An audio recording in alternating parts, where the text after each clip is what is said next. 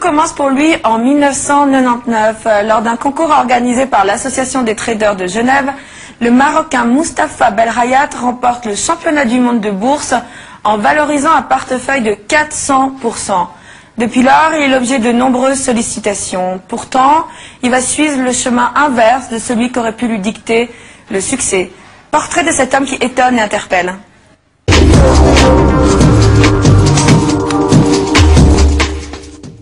Nous sommes au Maroc, au cœur de la ville rouge, Marrakech. Palmiers, hôtels, grand luxe et chaleur. C'est ici que ce spécialiste des marchés financiers a décidé de s'établir après plus de 5 ans à Genève, stressé par une vie bien trop urbaine à son goût.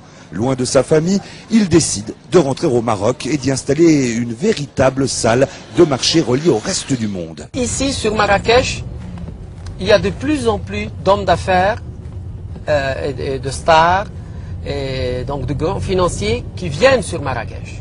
Donc en fait ça devient petit à petit une plateforme où on peut plus facilement rencontrer les personnes qui nous intéressent. Ici on a le temps de vivre un petit peu, on a moins le stress ambiant. Vous savez que quand on est dans une salle de trading à Genève ou aux États-Unis, etc., il y a quand même de la pression et là il n'y a aucune pression. Là on prend position puis on se lève, on va à la piscine, on change un peu, on va jouer au tennis.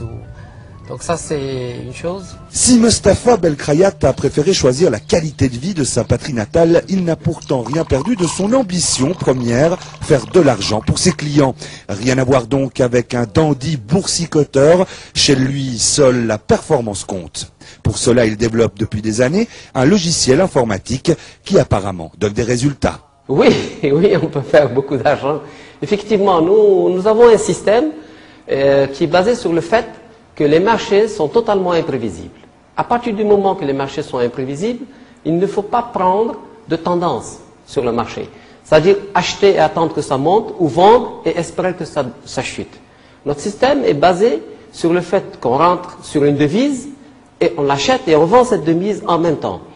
Et de cette manière-là, quoi que fasse le marché, nous sommes sûrs de gagner de l'argent sur l'inefficience du marché, c'est-à-dire sur le retard d'une devise à une autre devise.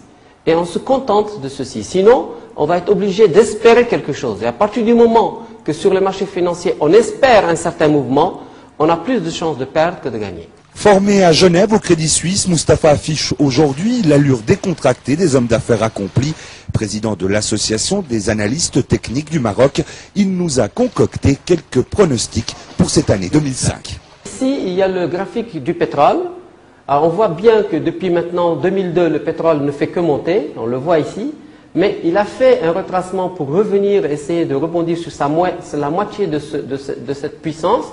Et ma prévision pour 2005 pour le pétrole est que le pétrole va certainement remonter pour aller casser la barre des 50. Donc on peut s'attendre quand même à une hausse du pétrole. Ici, c'est le marché le plus important pour tous les gérants de fortune, c'est le marché des indices boursiers.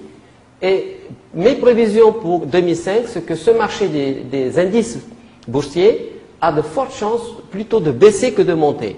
C'est-à-dire qu'on est arrivé, on est descendu depuis 2000, on est descendu jusqu'ici à un point bas, on remonte ici et on a fait un retracement 50%, c'est un retracement qui est connu de tous les professionnels, mais on voit bien qu'on plafonne sur ce retracement de 50%.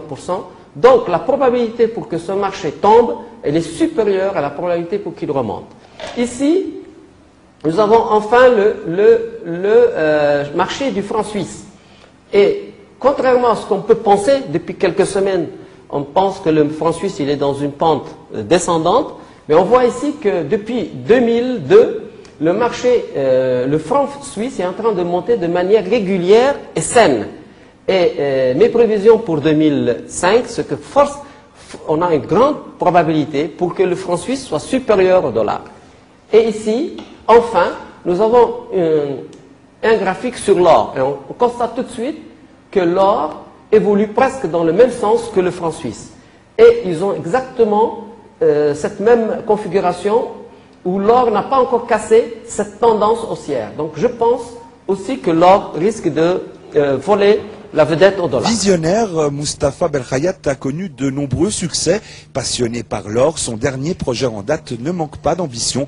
Son rêve, créer à Genève la première banque de l'or, une affaire en or auquel il croit beaucoup. Affaire à suivre. Mustapha Belkhayat, bonjour. Bonjour. On l'a entendu, vous êtes un passionné d'or, vous en êtes même devenu un des spécialistes. Banque de l'or à Genève, ça ne semble pas un peu trop ambitieux? Non, pas du tout. L'or est entré maintenant depuis quelques années dans une phase haussière. Et ce mouvement, il le fait tous les 40 ans. Donc nous sommes en train de vivre quelque chose d'exceptionnel sur les années à venir. Et ensuite, les banques centrales, particulièrement celles d'Afrique, vont devoir s'approvisionner en or pour diversifier leurs réserves de change. Et on entend déjà en Chine qu'il y a une demande de 1700 tonnes d'or. La Russie a commencé à acheter de l'or. Donc il y aura une forte demande de la part des banques centrales. Et puis, pourquoi Genève? Parce que Genève a une culture de l'or. Il y a 1000 tonnes d'or qui rentrent chaque année à Genève. Il y a les fonderies les plus prestigieuses au monde sont en Suisse. Et donc, c'est tout à fait normal de créer une banque de l'or. Quel en est le but? Le but, c'est d'abord de financer les producteurs d'or, particulièrement ceux qui sont en Afrique. Aujourd'hui, il n'y a pas véritablement une institution financière qui va les assister et les financer. Donc ça, c'est aussi au niveau du financement. Et puis surtout, la banque d'or va permettre à ces producteurs d'optimiser leur stock d'or en allant se positionner sur le marché à terme. Vous affirmez également que l'or deviendra une valeur sûre d'ici quelques mois, une valeur sur laquelle les investisseurs pourraient gagner de l'argent. Oui, ça je l'annonce déjà depuis 4 ans et pour le moment le marché de l'or me donne raison. Et je pense que cette hausse de l'or va accélérer parce que le dollar va faiblir sur les prochaines semaines, voire les prochaines années. Mais on peut s'attendre à une baisse du dollar assez rapide à partir de juillet 2005. On vous a vu dans votre salle de trading spéculer en toute décontraction sur les devises. Quelle est votre recette? Sur les marchés des devises, le principe c'est que il est imprévisible. Donc je ne vais pas acheter de l'euro du franc suisse et attendre.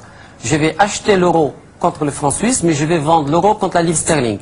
Et je vais faire pareil sur 10 devises. Ainsi, mon portefeuille est positionné de telle manière, quoi que le marché fasse, il va osciller, puisque je suis acheteur et vendeur de 10 devises.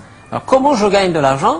C'est simple. En fait, la journée de trading sur les devises, elle va commencer en Australie, elle va avancer comme ça à Londres, puis maintenant Paris, puis ensuite New York. Et moi, je vais gagner de l'argent uniquement dans l'ajustement dans cette journée de trading.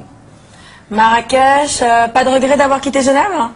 Non, pas du tout. De toute façon, maintenant, avec une ligne qui vient de s'ouvrir Marrakech-Genève direct, moi, j'ai 2h30 de temps, donc je fais souvent la navette. Et je crois que j'ai créé un pont, en fait, entre Genève et Marrakech. Mustapha Belkhayat, merci beaucoup. Merci.